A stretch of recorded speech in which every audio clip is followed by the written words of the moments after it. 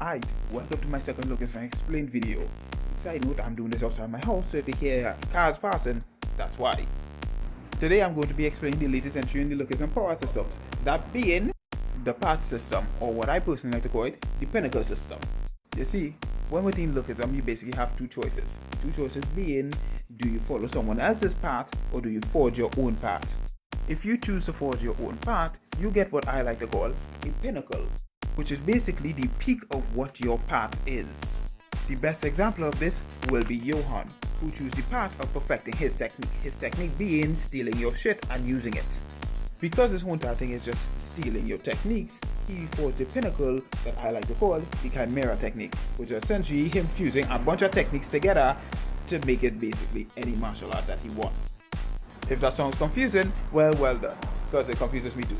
But the best way I can explain it is he could throw a punch, and that punch could look like a jab, but could technically be realistically anything. Because Johan forged his own path, he will be the only character in the series to ever be capable of using the Chimera technique.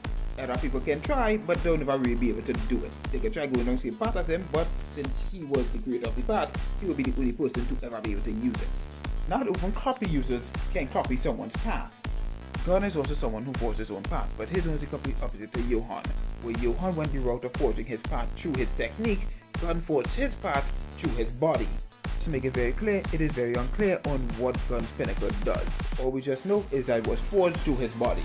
My personal theory is that Gunn removed his limiter, and there's actually proof to this, with Charles Joe stating that Gunn is always trading, meaning he's always getting stronger, which would mean he'll have to move his limiter to do so, as if he's just Saitama.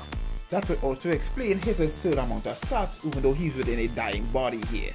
Another person who forged his own path is the man, the myth, the deadbeat dad, Gapyeon Kim. But we don't actually know what it is because we've never actually seen Gapyeon Kim fight before. All we just know is that it's most likely a physical type. Someone who I believe forged his own path is actually Shingen Yamazaki. I believe he forged his own path through technique, seeing that he has this UI that's perfectly fitted to his fighting style, where he just doesn't get tired. And this is not a version of true UI, as he could also go with this green-eyed UI version while still being conscious. But it is rather unclear if this is his actual path or not. Funnily enough, in the widespread community, most people believe that James actually has his own path, but looking at the evidence we have right now, he most likely doesn't. But currently in the main series, he does seem like if he's forging his own path and becoming his own person. Now, as for the two people I believe that are going to get their own pinnacle, it is Daniel Park, as he's the main character. Zach Lee, because he's currently on a generational run in the series. And this one is not too certain, but I do have my fingers crossed, Bosco. A fun thing I like to imagine is what would happen if someone copied someone else's pinnacle. I would imagine if someone tried to copy Johan's pinnacle, it would just end in blatant failure, but I think if someone tried to copy Gunn's pinnacle, for example, they would just wind up just destroying themselves.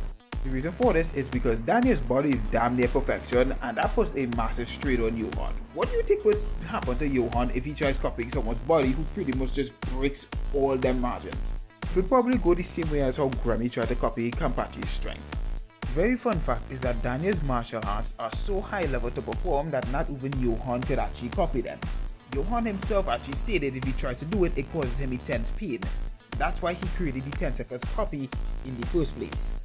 Look, I'm not going to say anything, but I certainly am thinking it.